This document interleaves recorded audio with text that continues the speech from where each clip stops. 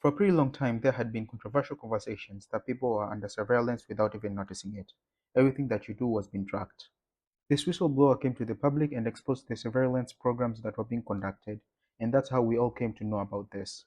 Even at one point during his interview, he switched off his cell phone and commented that even if his device is switched off, it can be turned into a listening device.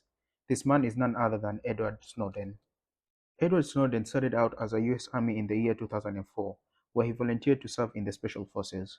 Bad luck struck Edward, and he managed to get an injury, which made him not to be able to proceed being in the Army. After the incident, in 2005 he joined the CIA as a computer engineer, and later in 2007 he was stationed in Geneva. During his stay in Geneva, Snowden started noticing the agency's unlawful practices. This made him leave the agency and go to join the NSA. Snowden started to grow more and more uneasy due to the massive surveillance that he was witnessing which violated human rights.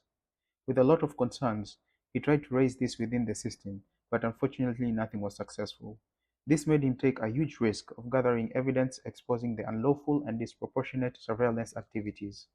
On May 2013, Edward decided to go public. He boarded a plane and traveled to Hong Kong to expose these activities that were happening. He got in touch with Glenn Greenwald, who was a journalist at The Guardian and Washington Post. After this interview, the first leaked documents were published, and Edward chose to identify himself as the source of the leak, and explaining his motivation and significance of the documents to the public. The leaked documents contained information of the NSA working with the internet service providers and telecom companies to collect large quantities of data on the general public.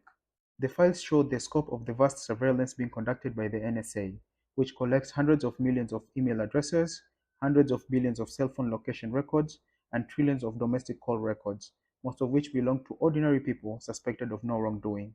Later, after this went public, the US Department of Justice charged Snowden with 2 counts of violating the Espionage Act and theft of government property for revealing secret information to the public, which was punishable up to 30 years in prison. After exposing the agency's activities, Edward had planned to leave Hong Kong and travel to Ecuador via Russia, where he would seek asylum. His plane landed at Moscow International Airport, and this is where things started to take a turn for him. The US Department of State revoked his passport, leaving him trapped in a Russian airport, unable to travel internationally nor exit the airport. At this point, Edward became the most wanted man in the world, and at the same time, a man with no country.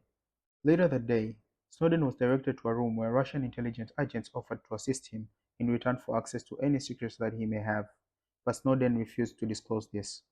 Snowden spent the next 40 days in the Moscow airport, trying to negotiate asylum in various countries, but being denied asylum by 27 nations. He then decided to settle in Russia, where he remains up to today. What do you think? Was Snowden a hero or a national traitor?